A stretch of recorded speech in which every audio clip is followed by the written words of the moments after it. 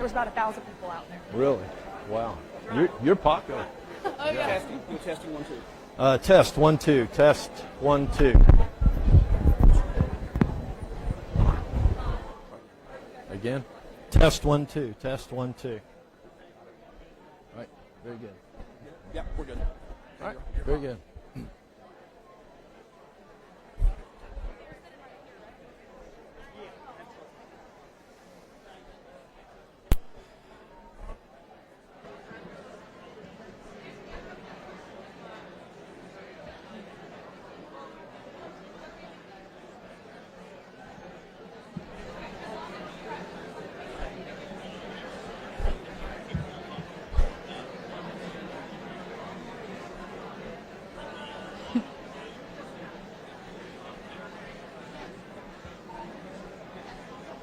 Ready?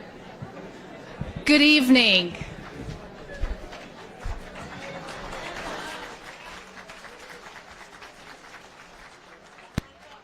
Good evening, Western North Carolina, and welcome to the North Carolina 11th Congressional District Town Hall. I am Amanda Edwards, the chair of the Buncombe County Board of Commissioners. Thank you. I'm excited to welcome you to AB Tech this evening, the largest, highest education institution west of Charlotte. Yes. I am here to kick off this evening's events and tell you a little bit about how the evening is going to work. But before we do that, would you please rise and join me in the Pledge of Allegiance?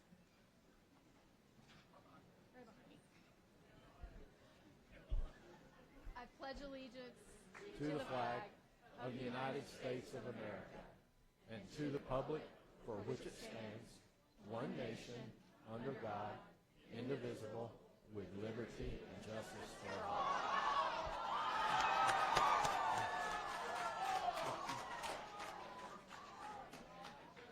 That may be the best Pledge of Allegiance I think I've ever heard. Way to go, y'all.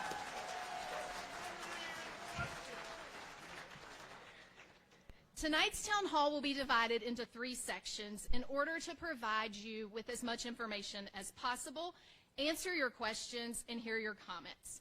The first part will allow Congressman Edwards to give you an update on the Helene recovery process and what is happening in Washington, D.C. We will then move into a session where the Congressman answers your questions, which many of you submitted when you arrived this evening on yellow cards in the box to my left. The final session tonight will be open mic, and many of you submitted topics on the pink cards to my right. If your card is drawn, you will be asked to stand, ask your question, or make your public comment. It is my pleasure to introduce Mark Warwick, General Manager and morning show host of WTZQ, who moderates sessions 2 and 3 this evening. Mark, please wave at the crowd. There he is. We have a packed house this evening, and I know that everyone wants the opportunity to ask questions, make comments. So I do ask that we all remain courteous to each other so that we can hear each other speak, ask questions, and be able to hear Congressman Edwards as he answers your questions and provides some comments. I also want to acknowledge a few special guests that are here this evening. We have Mayor Esther Manheimer,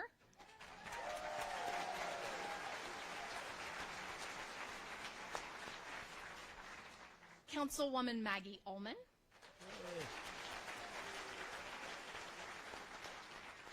both from the city of Asheville. I am joined this evening by my colleague, County Commissioner Al Whitesides,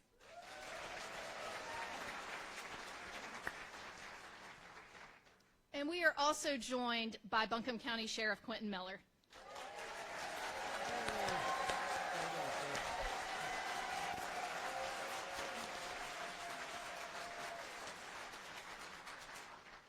We're lucky to have the best sheriff in North Carolina right here.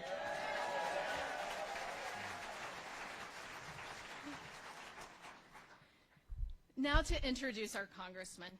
Chuck Edwards was born and raised in these beautiful mountains in western North Carolina. He grew up here, went to school, and started businesses here. In 2016, he was elected as senator for North Carolina 48th District, covering Henderson, Transylvania, and parts of Buncombe counties. In 2022 and 2024, he was elected to the U.S. Congress, representing the 16 counties of the 11th Congressional District. His commitment to the people of Western North Carolina was apparent in the days, weeks, and months after Helene devastated us on September 27th. He began sending a daily email 2 days after Helene landed to begin providing daily information on what was happening in our mountain communities and how to access resources. He continued providing daily information for 60 days post-Helene. Across District 11, many residents relied on those emails, along with Buncombe County press briefings, to understand the devastation that Helene left behind and updates on what to expect with power and water restoration. In addition to keeping a full schedule of visiting damaged towns, businesses, and homes, he demanded that U.S. House leadership come see the devastation firsthand and brought House Speaker Mike Johnson and many other congressmen from both sides of the aisle to Western North Carolina. Congressman Edwards continued to work across the aisle right here in Buncombe County and Asheville by working with the County Commission and the City Council to make sure that he understood what we needed to recover from Helene. As a result, Congressman Edwards was the sole author of the $110 billion recovery bill that successfully passed both chambers of Congress and was signed by President Biden. Congressman Edwards.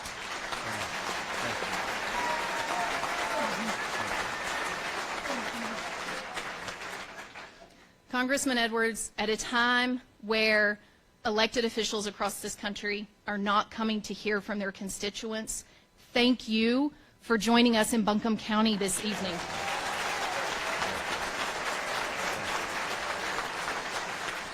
The floor is yours. All right.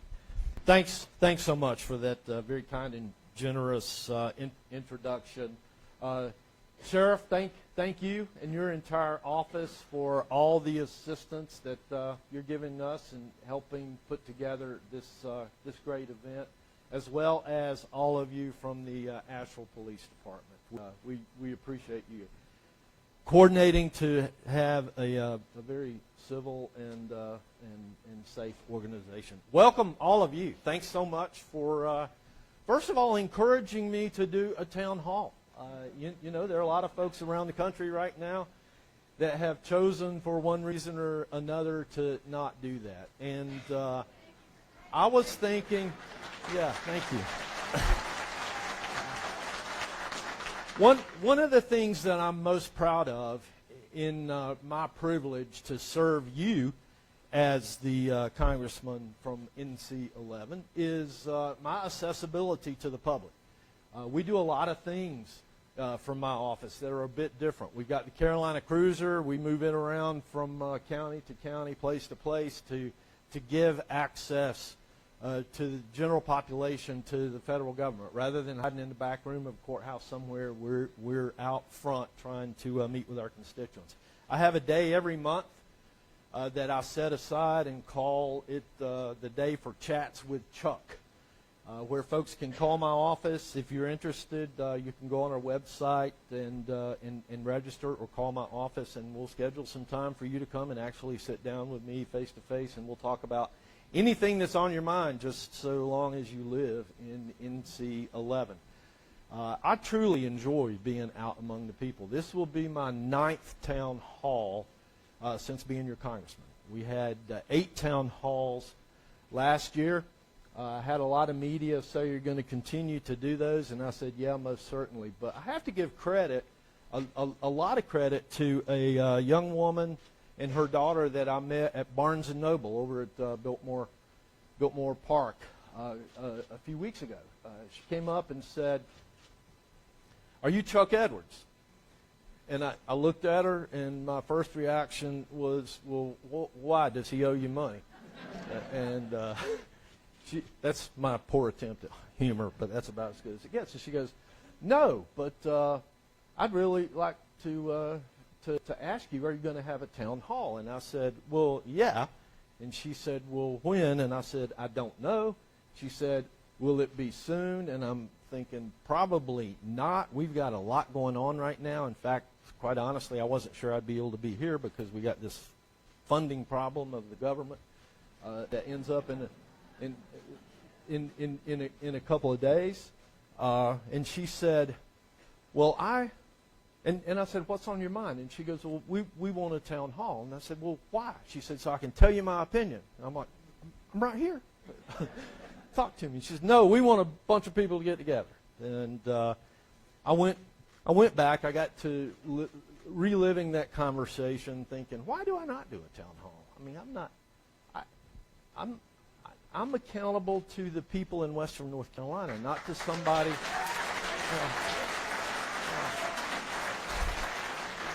You've seen a lot of advice in Washington, D.C. from different folks saying, Republicans shouldn't be out there doing town halls. And I'm thinking, why not? I love the people in Western North Carolina. I trust the people in Western North Carolina. Do I agree with everything? Do they agree with me about everything? Absolutely not. But why do we shy away from those conversations as long as we can do that civilly? I appreciate the opportunity to hear opinions, even if they differ from mine.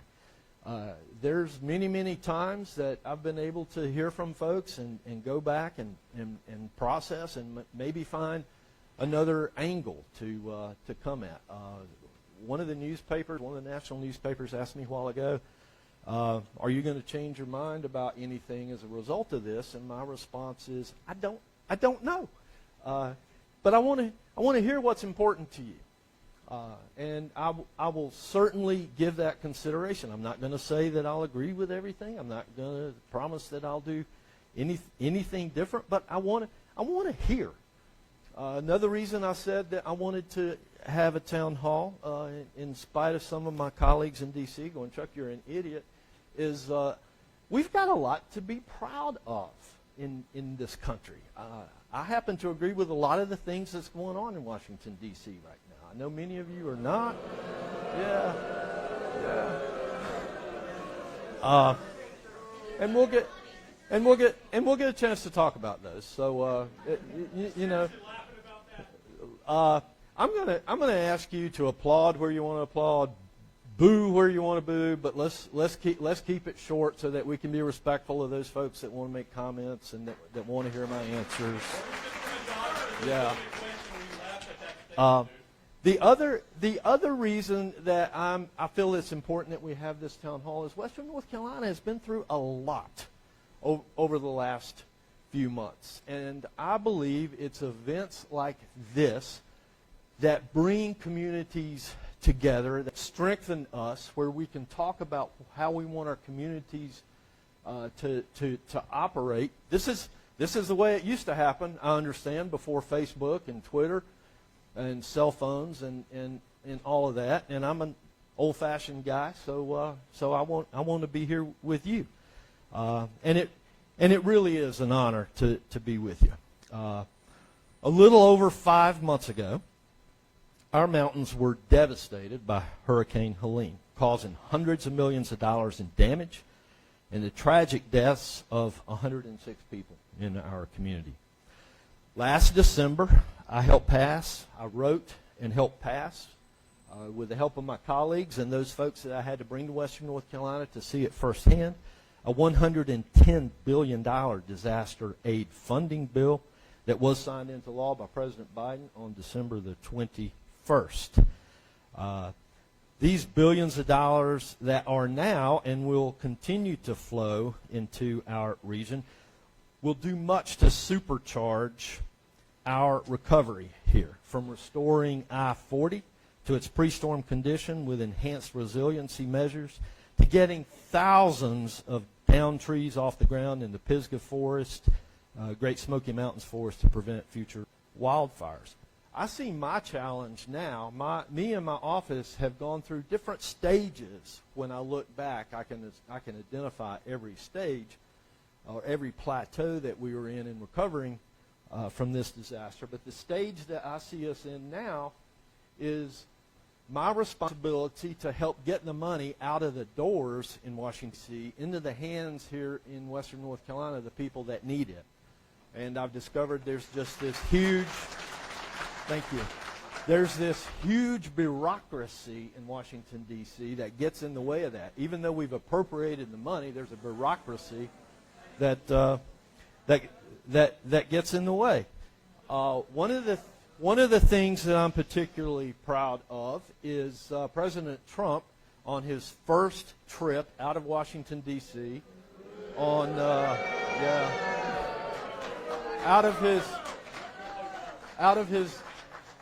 The first time he left Washington, D.C. was coming right here to Western North Carolina to keep his promise that he made here in Western North Carolina to not allow us to be forgotten. I'm really pleased he invited me to fly with him on Air Force One, and on that flight, he was on that flight.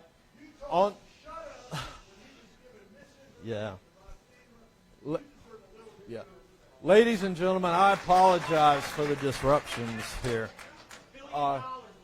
And so right there on the Air Force One at that time, President Trump was asking me, how's the recovery going in Western North Carolina? And I was very honest with him. I was talking about the things that FEMA did well. I told him about the things that FEMA did not do so well.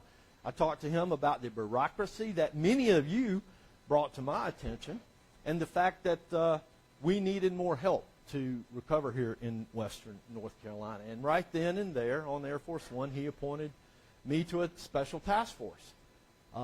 He appointed a couple other folks to that, and I'm in the middle right now of putting a report together based off of the feedback I've gotten from community leaders, from emergency responders, from citizens, from folks that have been affected by the storm, to put on the President's desk with the recommendations that me and my have developed in how we can accelerate our recovery.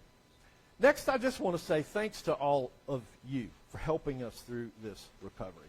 I've found it extremely heartening to see churches come together, to see nonprofits come together, to see neighbors looking out for neighbors they didn't even know before September the 27th. I remember as a young child, my grandma told me of all the stories and how people came together during the Great Depression and during World War II, and they helped each other plant gardens and fields and harvest and build barns and all that sort of thing. And I thought, wow, how great it must have lived in those days. Well, ladies and gentlemen, I feel like we're living in those days right now.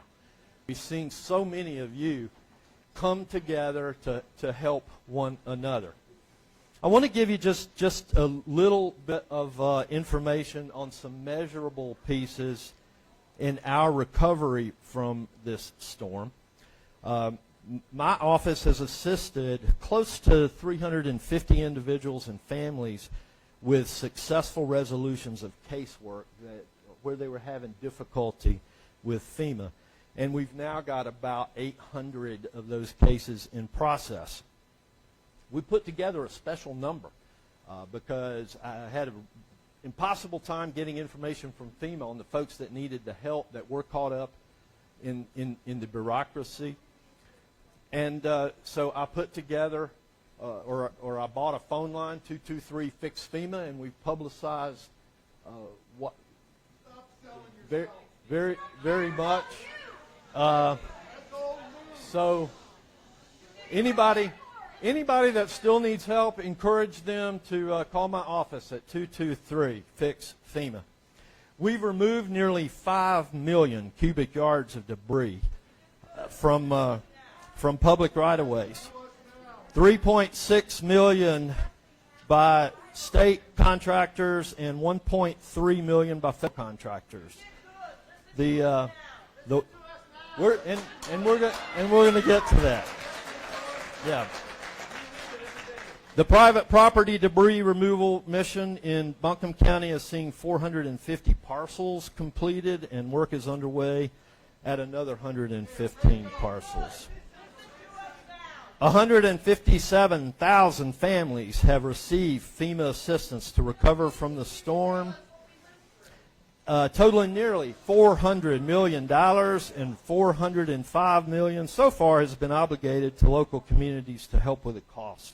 6,230 families have received $18.3 million for repair or replacement of private access roads and bridges.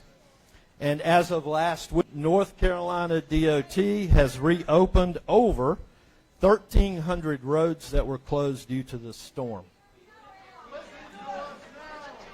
Yeah.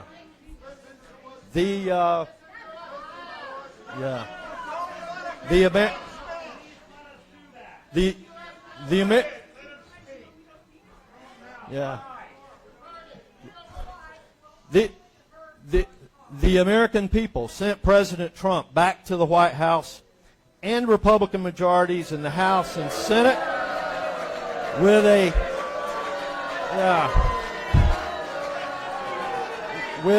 clear mandate to restore America's economic dominance, get government out of their way to the greatest extent possible, and to secure our border. Yeah. In my view, our nation's debt crisis has been largely ignored far too long, and the time is now to fix how Washington works. To that end, I was proud to vote recently for the House budget resolution, which provides the framework.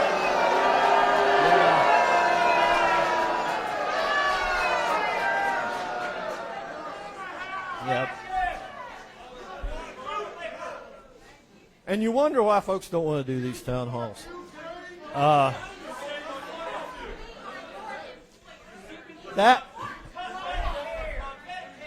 That framework provides for Congress to secure the border, to promote American energy independence, to lower taxes, and to make America more competitive.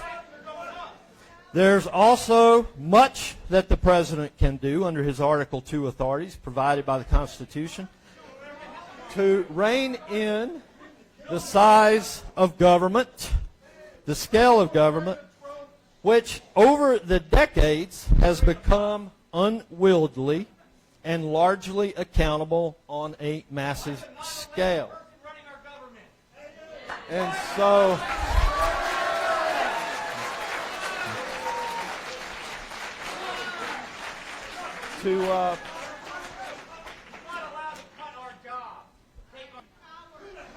Yep.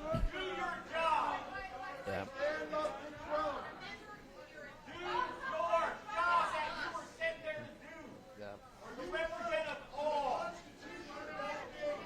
Thank you. Thank you for that feedback. To be clear,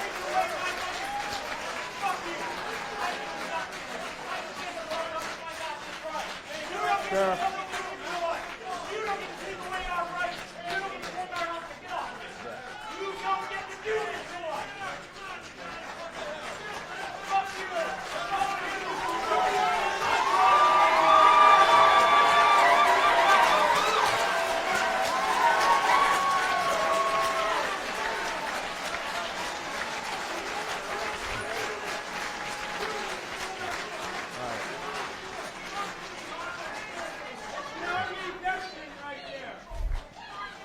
so to be clear, I deeply value the contributions that federal employees make every day to keep America running and to deliver important services. For example, folks at the National Weather Service office put out critical and timely warnings ahead of Helene's destruction in western North Carolina, saving potentially thousands of lives in the process. However, it is unavoidable reality that all departments and agencies under the federal government need to run more efficiently. And I support current efforts to identify those opportunities for making the taxpayers' dollars go farther. I will be glad to answer your questions over the time that we have remaining. I'd just like to remind you all that the disruptions are only allowing us to take less questions. I'd rather take more. And I encourage you, if we can't get to all of your questions tonight, to go onto my website, www.edwards.house.gov, and complete the form there. And press the subscribe button. There'll be much more happening in the next few months, and that's a great way to help us stay informed. Thank you, and let's start the discussion. So with that, I'd like to call up Mark Warwick. Thank you. To draw out a question and tell me what's first on. Will do. Thank you, Congressman. First of all, you were all given the opportunity to fill out either an orange or a pink card. If you still have cards, raise them up so we can get them and put them in the boxes. If you still have cards, someone will come by and get those, and we'll do our best to get through as many of them as we can. All right? We will start. I will do my best to read handwriting.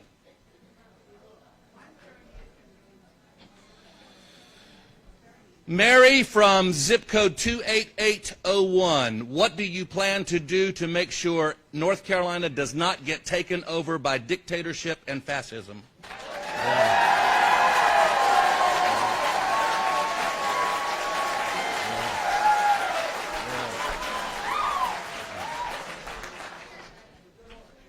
Sounds like there's a little bit of bias in that question, but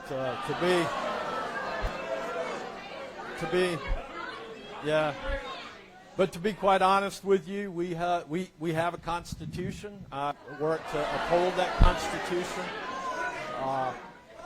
I'm assuming that many of you might have some disagreement with what you see taking place in the White House right now. But I think we also have to realize that what we see President Trump doing is exactly what President Trump said he was going to do if he was elected. And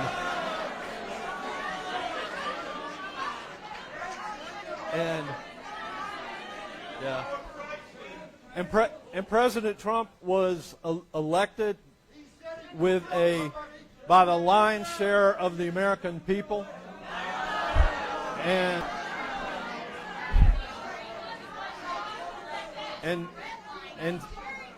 so my goal is in everything I do to support the agenda that the American people sent me and President Trump and others to Washington, D.C. today.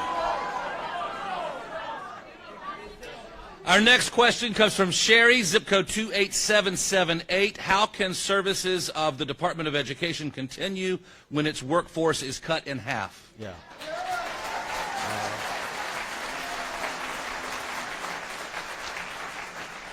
So those of you who are extremely concerned about the Constitution, let's drop back and realize that the Department of Education is not mentioned in our U.S. Constitution. Let's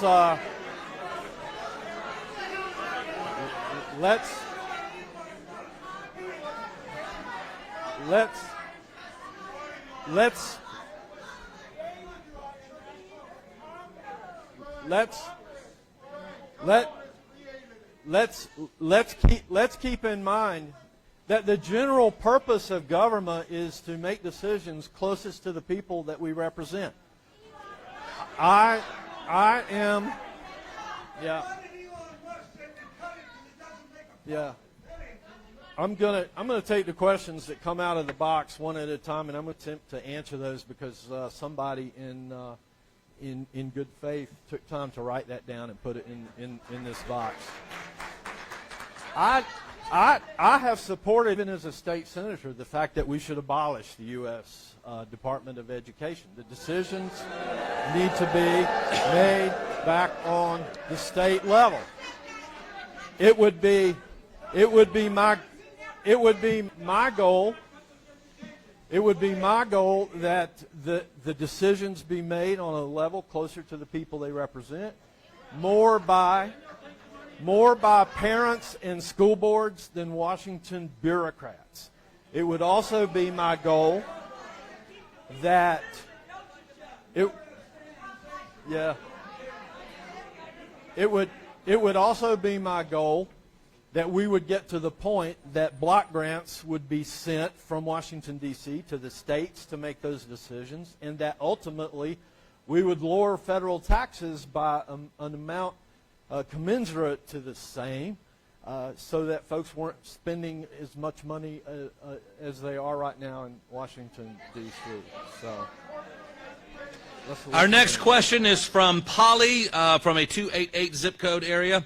What are you doing to ensure the protection of our Social Security benefits? Yeah. Good question. Yeah. President Trump has made it clear, and all right. So now you want to hear a question about me? I'm not going to vote to dissolve your Social Security. I'm not looking to disrupt Social Security at all. That's a promise that's been made to the American people. Those folks who have worked all their life and paid into that certainly deserve to reap the rewards from the promise that they were made. Yeah. Our next question is from Aaron, 28721 zip code. How do you justify cuts to staff of the VA helping veterans, especially those with long-term care needs?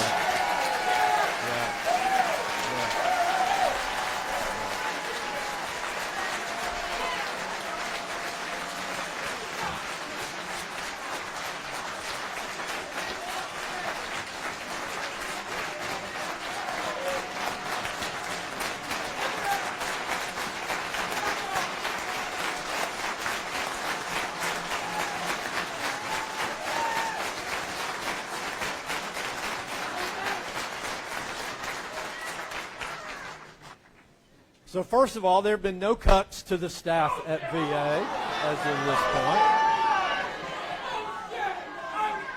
this point. The information that you have received is that there was a leaked memo where there were some folks looking at the efficiency of the VA. It is not President Trump, nor Congress, nor even Elon Musk's intent to eliminate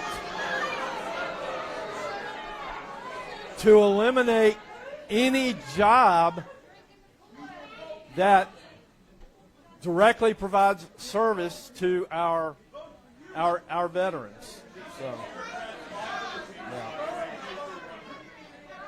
Our next question is from Ellen, zip code 28748. Do you represent all citizens, even though they may not have voted for you, or do you work for Trump?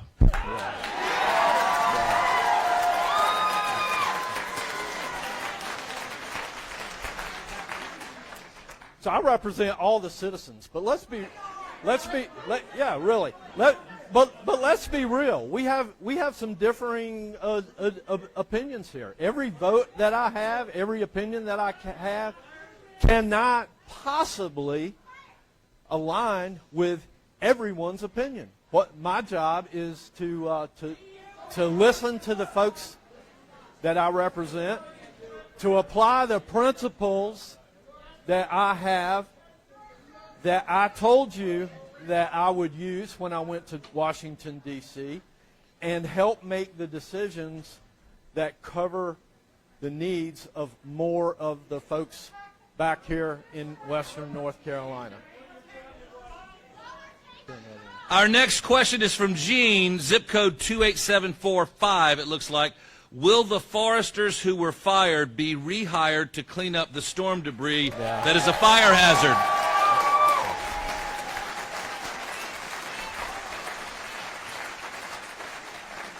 The easy answer to that is yes, they have. You may be aware that there was a court ruling in just the last few days that required that all of those probationary employees be reinstated for at least 45 days, and then there would be another. And then there would be another process to evaluate where we're at there. Yeah. One more? Just hold. I feel like this is not productive with everybody yelling at me. I mean, if you want to hear, yeah. The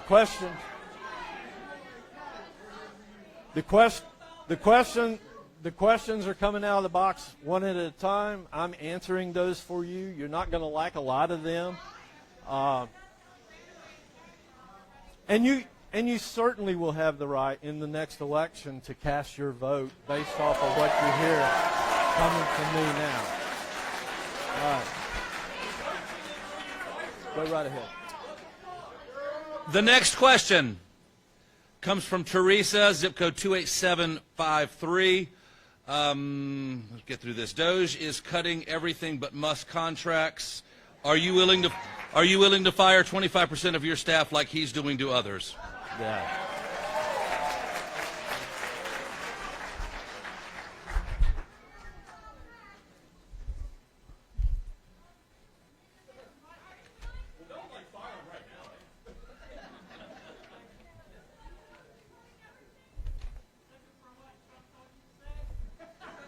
Yeah.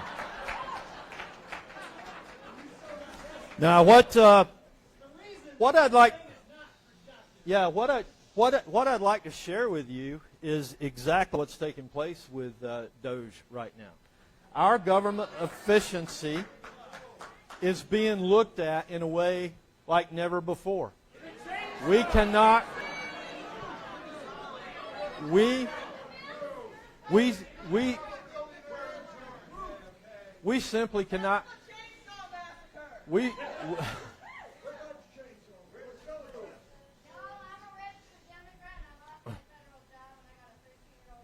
Yeah.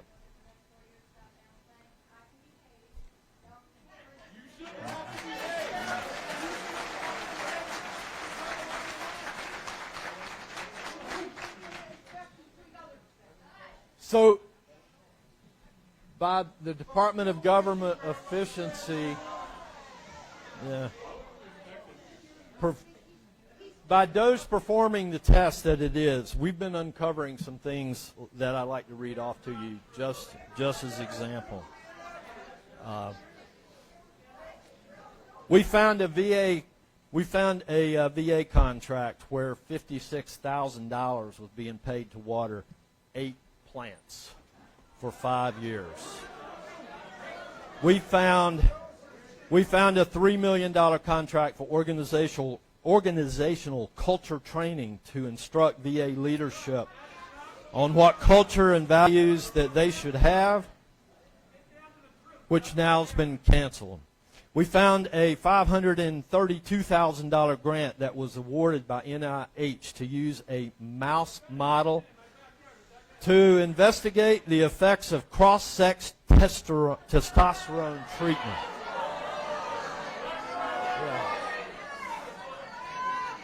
We found a $3.5 million consulting contract for larval fish monitoring at the Bureau of Reclamation, which already had been identified as non-essential. We found a $1.7 million grant awarded by NIH for the China Health and Retirement Longitudinal Study at Peking University in Beijing, China.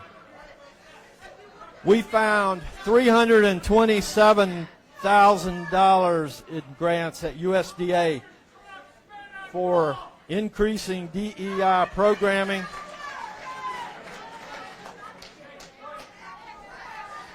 We found a $10 million grant in a small country in Africa for voluntary medical male circumcision. We found a $47 million grant for improving learning outcomes in Asia. We found 300, yeah.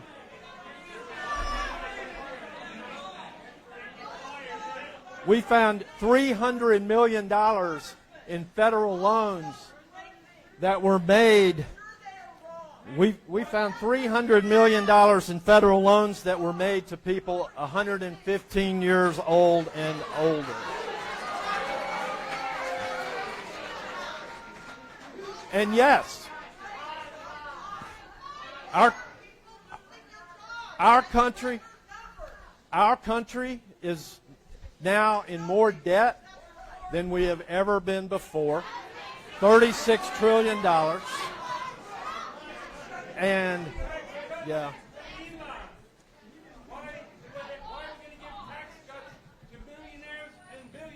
So I'm gonna answer. Yeah. I'm going to answer these questions one at a time. And seriously, to be respectful to the folks that took time and stood in line here, would you allow me to answer the questions? And if you don't like the answer, that's okay. You can just wave and say, I don't believe that. But I think we owe it to the people that came and stood in line, that took time to be here, that wanted me to answer questions, for me to answer these questions. So, what was that question? I've lost track. What was that question? That question was, are you willing to fire 25% of your staff like he's doing to others? Yeah. Well, I'll answer that directly. I've got a staff of about 15 that are working their butts off on your behalf every single day. So, no, I don't intend for them to go anywhere. And without them, we would not have been able to address the recovery of Hurricane Helene like we have. Let's take another question. Let's go to our next question from Diane, zip code 28787.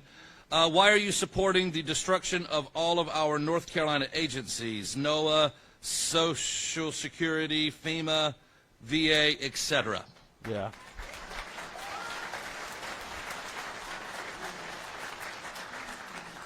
I think we have to look for efficiency in every single government agency that's out there. There are about 2 million federal employees that you are paying for every single year.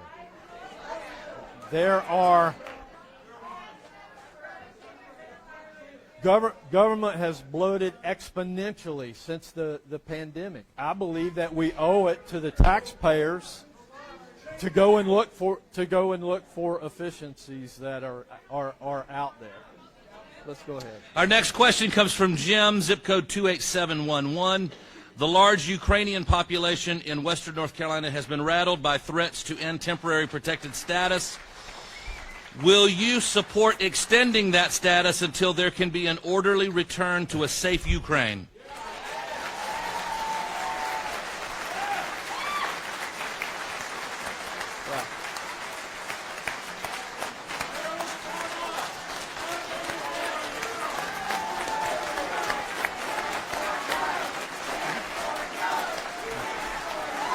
Yes!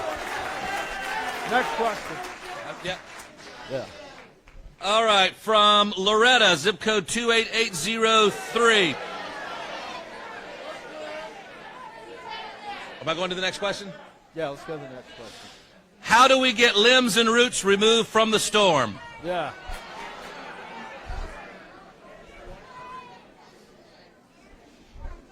Call the local government in which you pay taxes. They have a process in place. They've contracted folks to remove debris. I gave you some statistics, or tried to give you some statistics on where we were with that in my opening comments. But we've already removed several hundred tons of debris, and we've got a long way to go. So go ahead. What's next?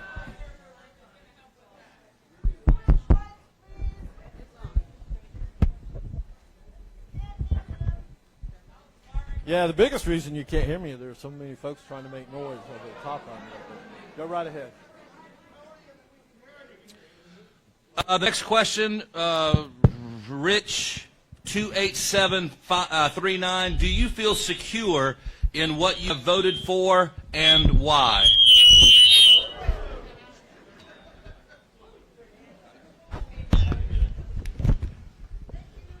Yes, I certainly feel secure in what I voted on. And the reason why is that I was very clear in what my views were when I was elected to go to Washington, D.C. in limited government, in lower taxes, in a secure America, in a secure border, in trying to provide opportunities for the younger generations, in trying to save our taxpayers dollars, in trying to create communities that are safe, in trying to lower regulations that are adding to the inflation that you've been experiencing, and in endless others. So, yes, go right ahead. Our next question is from Lynn 28787. Let's get down to the question. How do you intend to support our active duty military members and family who are stationed overseas? The continuing resolution that I voted on Tuesday night, for example, bolsters our military spending. It gives the largest raises to the general officers in the history of the United States. I certainly support Secretary Hegseth's efforts to reduce the workforce in the Pentagon by 8%, because we don't need butts in the seats in the Pentagon. We need missiles and planes and the equipment that's necessary to defend our military and our homeland. Our next question is from Kathleen, zip code 28804. Why do you support a president that cares nothing about NATO, Ukraine, and democracy, but cares about Putin and other dictators?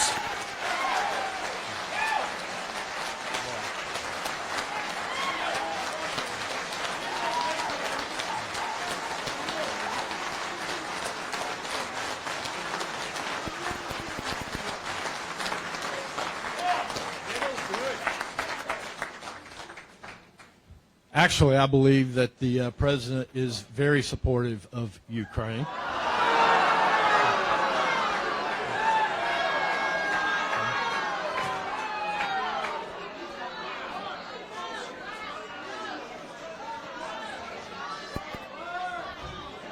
I believe the president recognizes that Putin is a murderous dictator.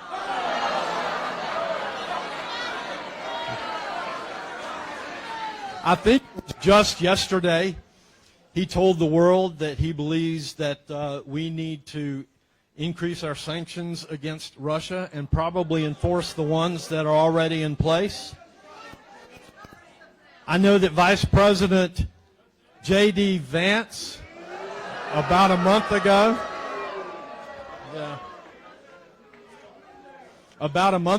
suggested that if Putin not come to the table for a peace treaty, that he may be facing American soldiers over in that region. I also believe that we see the author of The Art of the Deal working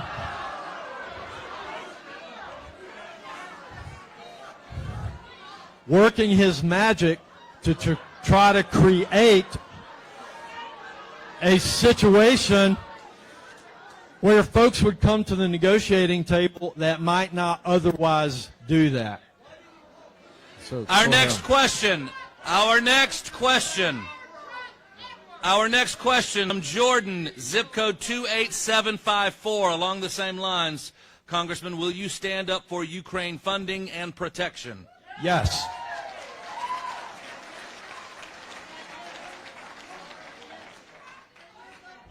I voted that way. I'll continue to vote that way.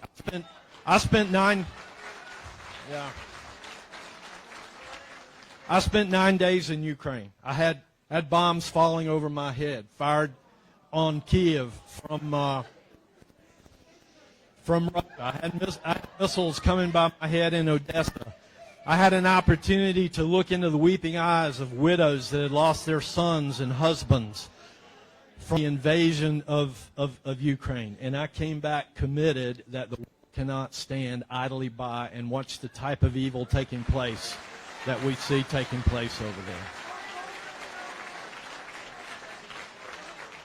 Our next question is from Janet, zip code 28805. Detail 5 things you've done this week to protect our democracy.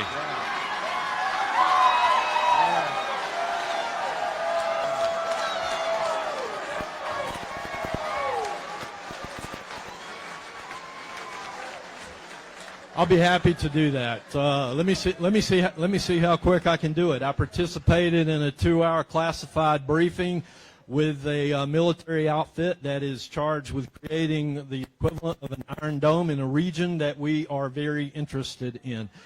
I helped pass a continuing resolution that funded our military, gave raises to our military, kept our government running, including all the federal agencies that you're concerned with. I met with probably a dozen different media outlets and told them why I was going to be here with you here today. I am here with you today. I could go on more and more, but coming up with 5 things is not real difficult. So, our next question is from Claire. Zip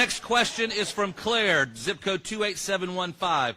Our Park Service generates just over $55 billion with an operating budget of just over $3 billion. How do you defend Park Service cuts given the positive Park Service ROI?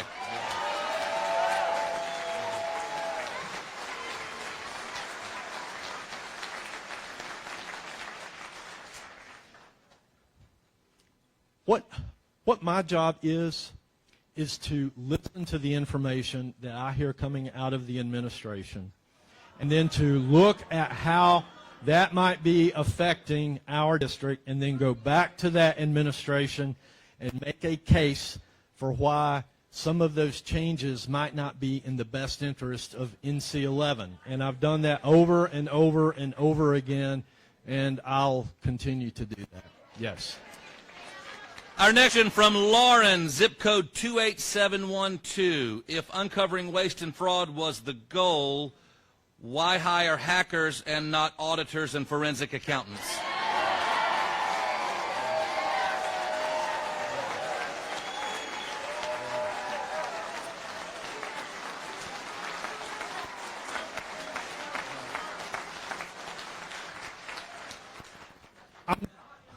I'm not sure I understand the total premise of the question, but I'm going to take a stab at answering it. Okay. I think we should have our own internal hackers involved to see where our vulnerabilities are in our systems. I think that we do have forensic accountants and experts at comparing databases. You know, really, like him or not, Elon Musk has brought a lot of really smart people to Doge. And they're finding the vulnerabilities and the inconsistencies in our databases and realizing where we do not cross-reference files such as death certificates and Social Security and so many others. So if forensic accounting is what you want, that's exactly what you see playing out right now. Go ahead. Our next question comes from Blaze, zip code 28804. Why do you support Trump's destructive and disastrous trade war?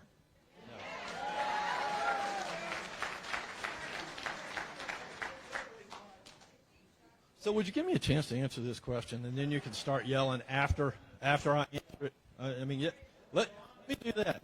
Let me answer, and then if you don't like it, you can boo or hiss or whatever you like to do. First of all, let's let's be forthright. President Trump told us throughout his entire campaign that he was going to be using tariffs to negotiate to negotiate with foreign countries, and that's exactly what he's doing. And to negotiate, you've got to have an edge. You've got to have something to negotiate with. And he's been able to bring foreign leaders to the table that would not come to the table otherwise. He's been to get attention from Canada because they've failed to secure their border, and they've allowed fentanyl to come into our country.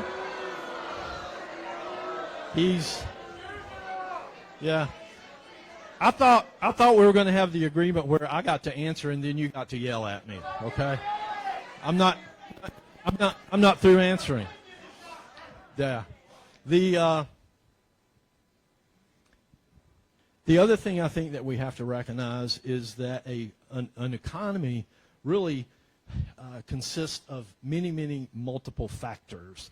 Our competitiveness with foreign nations is one of those, and so maybe to raise prices from those folks that are sending goods into the U.S. in an effort to lower prices on those goods and services that are manufactured in the United States, to create a better tax climate for those people that work here and do business here, and then to create a better environmental or regulatory structure where we lower the regulation and make it easier for businesses to conduct business here in the United States. There are many different parts of pulling together a strong economy, just like we saw in the first administration. So I'll stop there and you can yell. Go ahead. All right, we have time for one more question from this box before we go to the open mic portion. Our last question here, Amelia from zip code 28805. What are you doing for your constituents regarding Musk and his minions having writing privileges with the Treasury Department's database? Yeah, well, thank you. So can I answer this one also before you start yelling at me?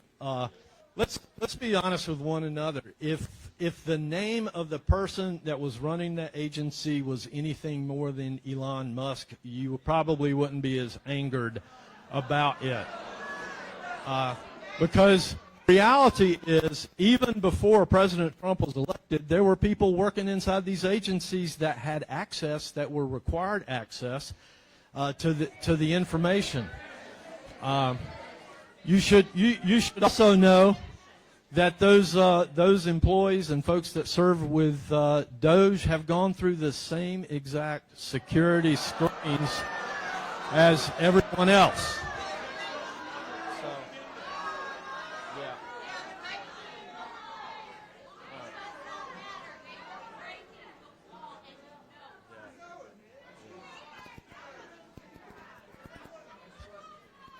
Somebody's going to be in charge of looking at those. His name just happens to be Elon Musk right now. So, are we through taking questions? We're through with these questions. We're now ready for the open mic portion. So, when I call your name, please stand and someone will bring a microphone to you. I will read out the subject that you have a question or a comment on. Please take note that you have 2 minutes for your question or your comment. We have a timekeeper here who will show you the signs so you can keep up with your time, okay? Our first comment or question comes from Lauren Delisandro, zip code 28712. Okay. You have a question or a comment on USAID.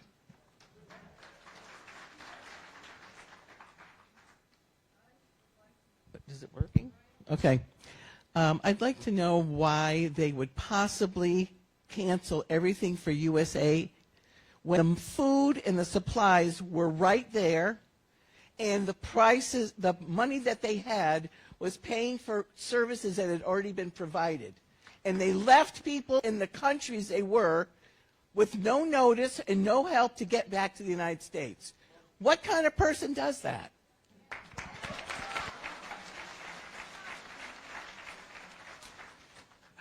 And so You know, I'm the vice chair of the National Security, State Department, and related agencies Appropriations Committee. Serving on that committee for the last year or so, I and my colleagues have had a very difficult time getting straight answers out of the State Department in where I'm trying to answer your question. These folks are making it difficult for me. We've had a real difficult time getting the answers that we need to make informed decisions. President Trump recognized that there was a lot of money being spent out there that the American people and certainly Congress would not agree with, and so he took the what I think was the appropriate action, saying let's pause for right now. Let's pause for 90 days. Let's look at these programs, and then let's decide what is relevant, what really is in the national security interest of America, and then go back and evaluate those. Just like, as an example, yesterday, in a hearing that I was involved in as the vice chair of this committee, I listened to the folks that is at the head of the State Department that deals with the foreign aid. I couldn't necessarily agree with the total tactic, but I agree that we need to take a lot closer look at the way that money is being spent. I was able to share with him a couple of personal experiences that I was involved in overseas. I told you I went to Ukraine. I had the opportunity to visit not only Ukraine, but Moldova and some of the Balkans to see how USAID money was being spent. There's a lot of good being done over there to look out for widows of those that have fled from Ukraine and children that have been traumatized. And so I was able to make a good, strong case in that meeting that was one of the first programs that needed to be looked at to be turned back on. Just 3 weeks ago, I came back from a trip. With from the Middle East.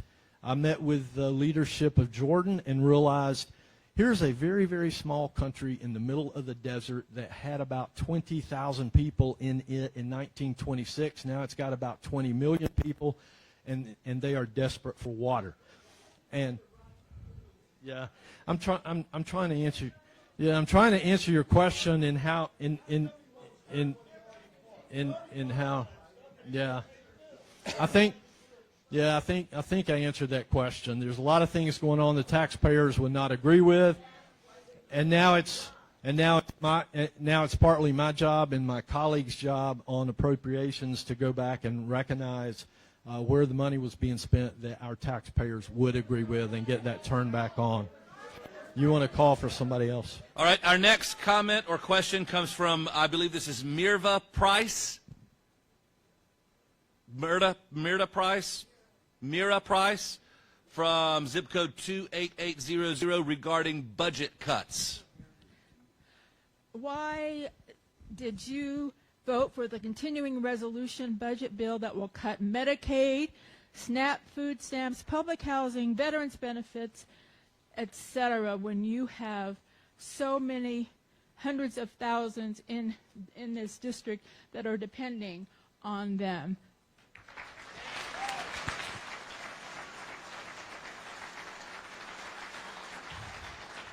With respect, I don't think you've read that bill, because that bill didn't cut any of the things that you just suggested. A continuing resolution, yeah, I see some talking points back there, probably some political talking points that have been passed around. A continuing resolution continues to spend the taxpayers' money at the same rate that it did in the previous cycle. And so this continuing resolution did nothing to cut those they're suggesting. Our next question comes from Ed Zaron, Z-A-R-O-N, Z-A-S-O-N. Ed over here. And this is regarding the annexation of Canada and Greenland.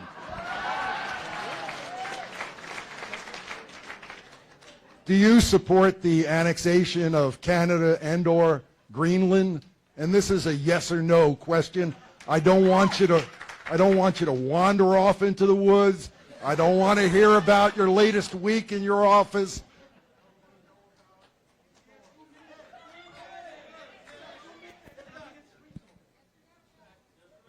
Okay, so I'm trying to get your opinion on this as a yes or no. Do you support Trump on annexing Canada or Greenland?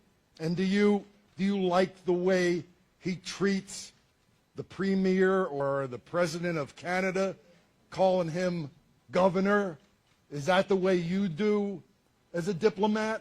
Is that the way the United States should act to our closest neighbors? You know, is this, and I've still got a little more time. Do you enjoy the way he's tried to extort minerals from the Ukraine? Do you like bullying people that need your help? Do you go for kicking the guy when he's down? Do you support Trump in these things? This is a yes or no. The no's in there. Let me answer the first one, and then there was one that really stuck out that I'd like to also answer. I believe your first question that you wanted yes or no is, do I support annexing Greenland and Canada? The short answer to that is no, I do not. There was another question in there.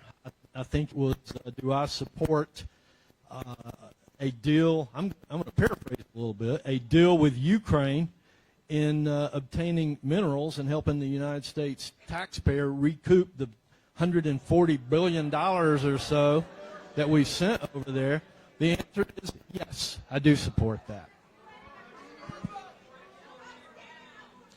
We'll go to our next. This is Chris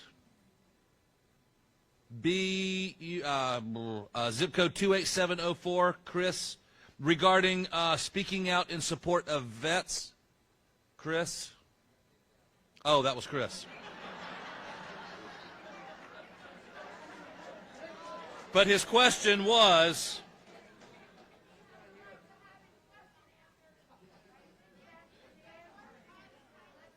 yeah, will you speak out in support of vets? Federal workforce is vets.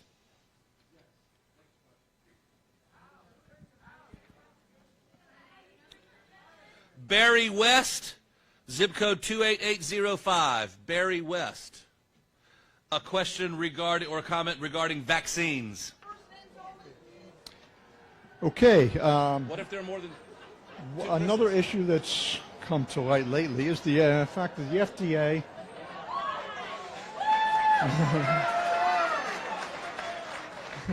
the FDA abruptly canceled this week's scheduled meeting that was to determine the composition of this year's. Okay. This week's scheduled meeting at the FDA that was to determine the composition of this year's flu vaccine was abruptly canceled, and no rescheduling was talked about. In addition to that, the CDC also postponed its advisory committee on immunization practices meeting in February. That was to review the safety and efficacy of vaccines. At the same time, HHS Secretary RFK Jr. is still out there spreading doubt about the usefulness of vaccines in disease prevention. Does any of this concern you, and what do you plan to do about it? Well, what was your name again? Barry. Barry, with all due respect, I'm not aware of any meetings that were canceled, but I do support. Yeah. I do think that there is a place for vaccines. I saw an article written on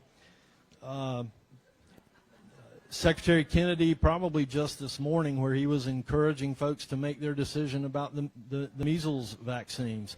I think it's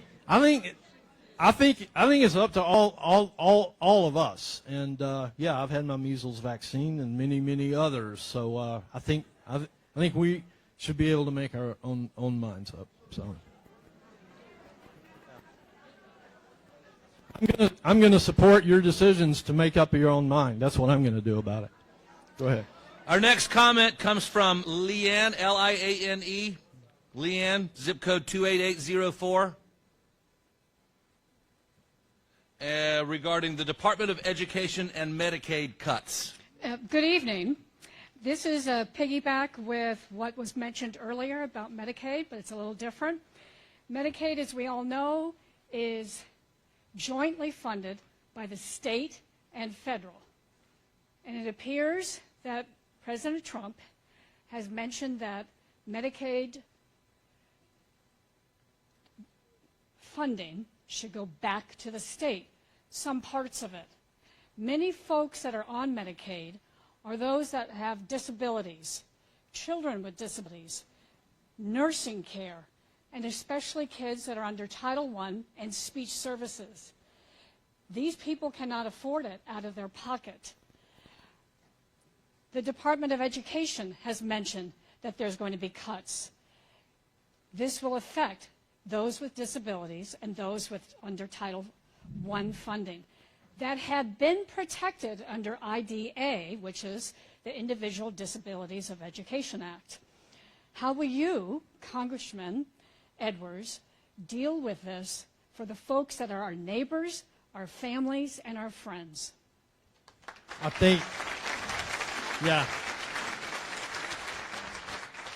And I appreciate that question. I think that I've been very clear. I do support the abolishment of the Department of Education.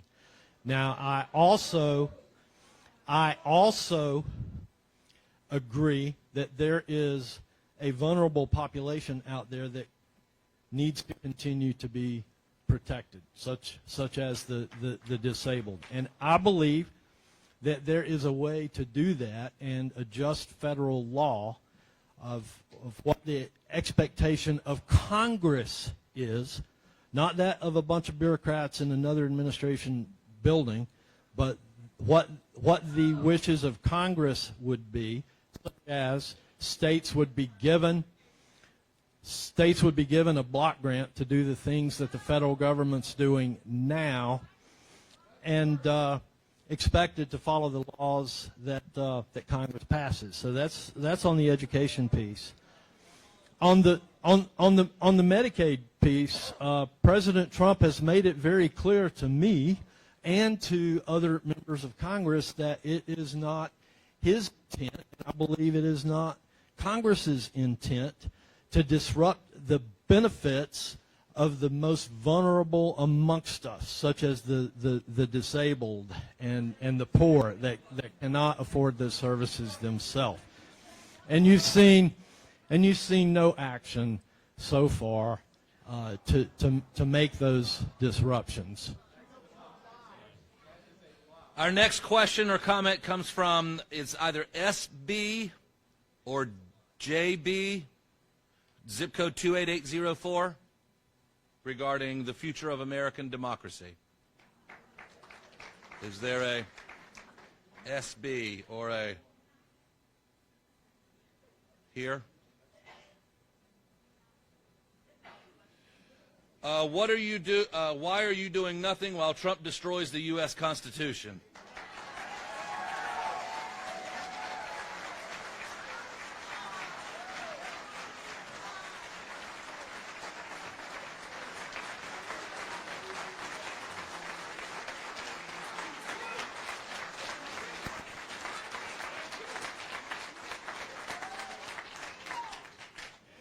I think I sense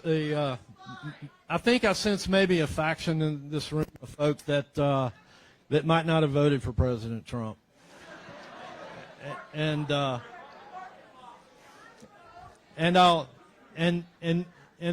say that I happen to believe very much that President Trump supports our Constitution.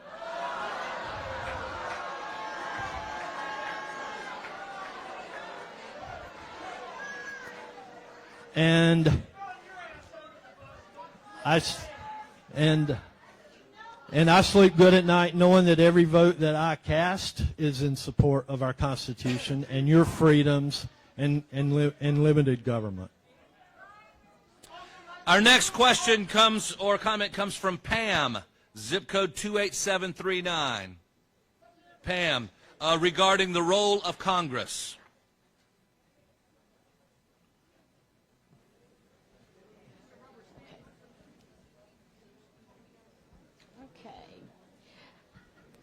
Our president is ignoring laws passed by Congress. What are you doing to take back your power as our congressman?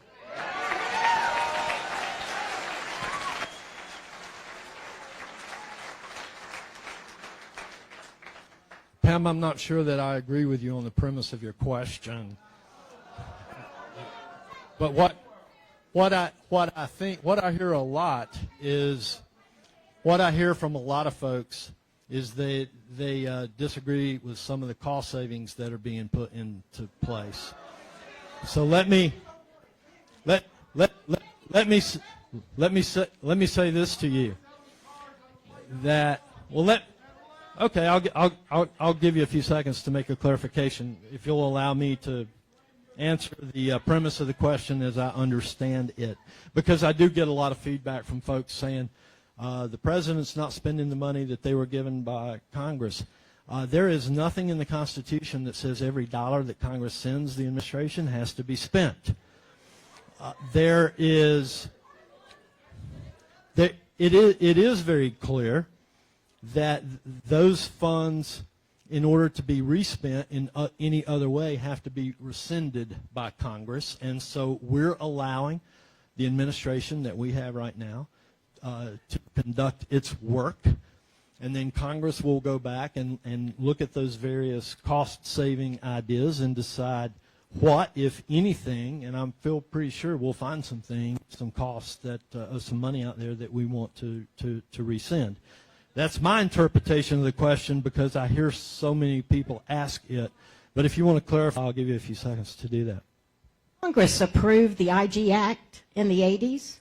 And the IG has, as a former federal employee of an IG, those group, they already have investigators and auditors to investigate. Those people that are in charge of those agencies were fired without their 30-day notice, as Congress mandated.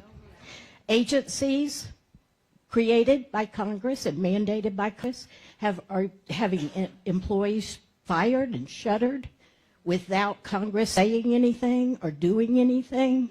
Money that has been approved by Congress to pay for grain from Iowa and Kansas was approved and paid for, shipped, sitting there, waiting to be delivered, and it was pulled back by the administration.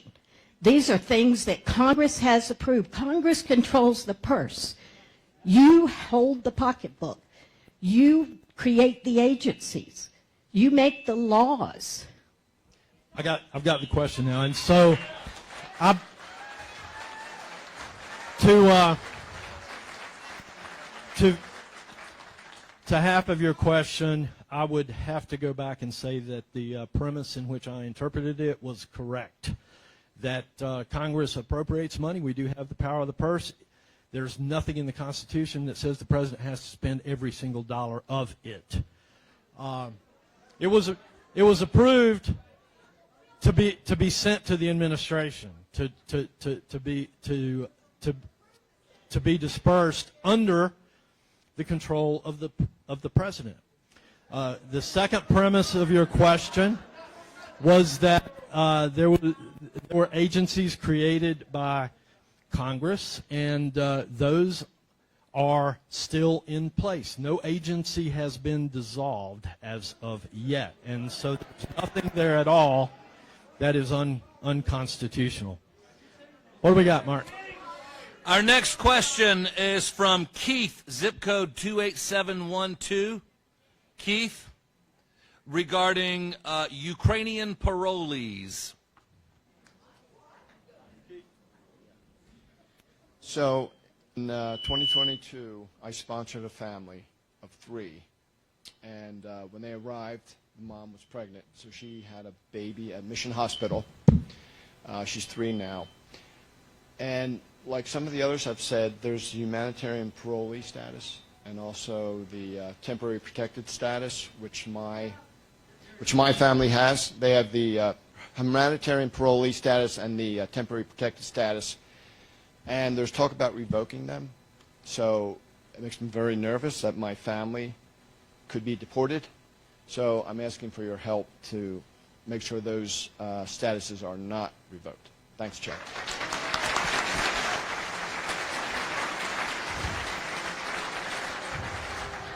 Thank you. Yeah, that's all for you. Yeah. Give it up for him. No, yeah. Yeah.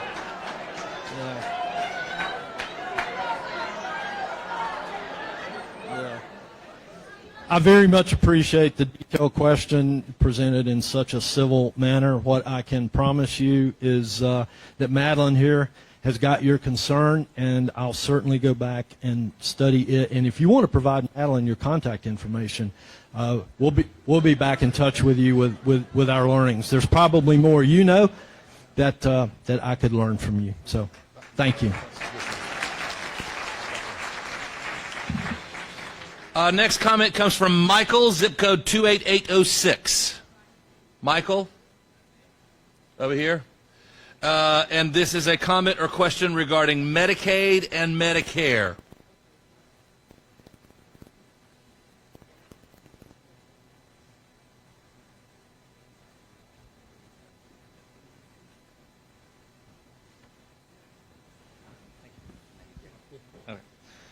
Many of us in Western North Carolina rely on Medicaid, Medicare, and or Social Security to get health care and pay our bills. Mathematically, it is impossible to enact your proposed budget, the Republican proposed budget, without making deep cuts to these programs. What is your message to constituents who depend on these programs here? I would say that I think that you might be referring to the budget resolution that was passed out of the budget committee that I sit on about 3 weeks ago.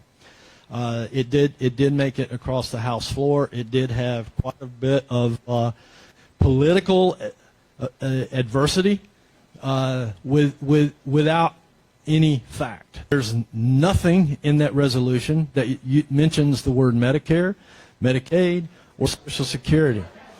There's no intent from President Trump nor from the current Congress to do anything to disrupt payments for Medicare or Social Security. I have had a lot of folks rely on a statement that they feel that they heard from CBO that we don't have enough, where it said we don't have enough confidence in Congress to be able to achieve. I'm trying to answer the gentleman's question, sir. I'm sorry. CBO had made some statements that they didn't have enough confidence in Congress to be able to achieve what was in that budget resolution without touching Medicaid. I would just say to you, first of all, is there anything that comes out of CBO that we can believe? Because they're missing their projections by trillions of dollars. And I would also say that my good friend Brett Guthrie, the chairman of the Energy and Commerce Committee, who deals with appropriation for Medicaid, believes that he can achieve the $880 billion over 10 years without disrupting payments to the most vulnerable amongst us. For example,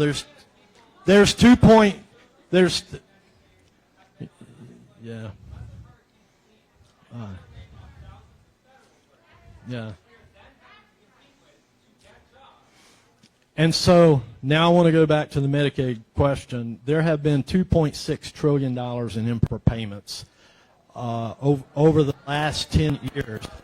And so eliminating that alone would give us the cost savings that the Budget Committee intended to find in that budget resolution. Thank you for the question. All right, folks, we have time for one final comment or question. One final comment or question, and it is from Elizabeth, zip code 28752. Elizabeth, right there, regarding Social Security income. Discussions on the Hill concerning changes to Social Security and future payments to retirees in order to keep the Social Security solvent. These include raising the eligibility age for retirees from 62 to 70, or increasing the Social Security tax from 6.2% to 7%, or making sweeping cuts to recipients' benefits of up to 25%. I have a question for you, but I want to make one more clarification before you answer, please.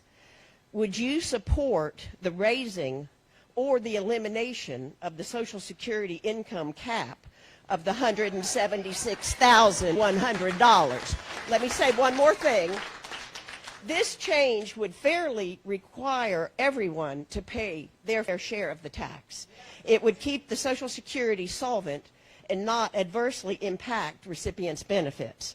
As it is, millionaires and billionaires like Mr. Musk pay the same amount as someone making $176,100 per year. So would you support the raising or the elimination of the Social Security cap income of $176,100?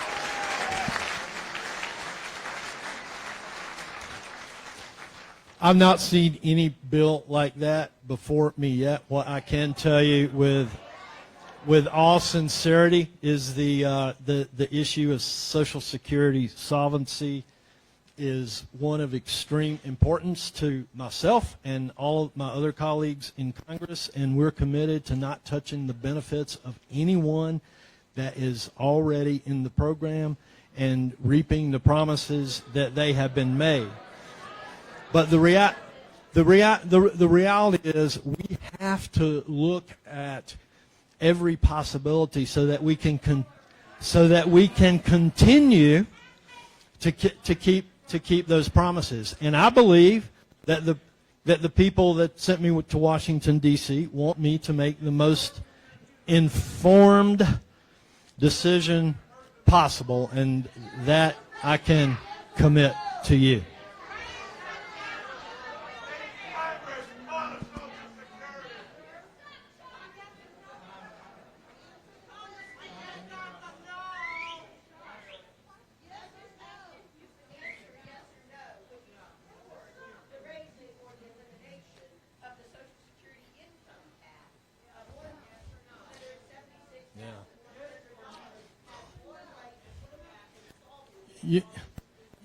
You know, I'm going to promise you that I'm going to look at the document that we have, keep our promises to you. All right. Hey, this has been fun. I appreciate the opportunity to spend the last 89 minutes with you. I really appreciate the energy that you brought, the contradiction of opinions from time to time, the passion that I hear, the patriotism that I sense in this room, and I hope that you will certainly stay engaged with my office and all of those folks that are elected to represent you. Good night. God bless you all.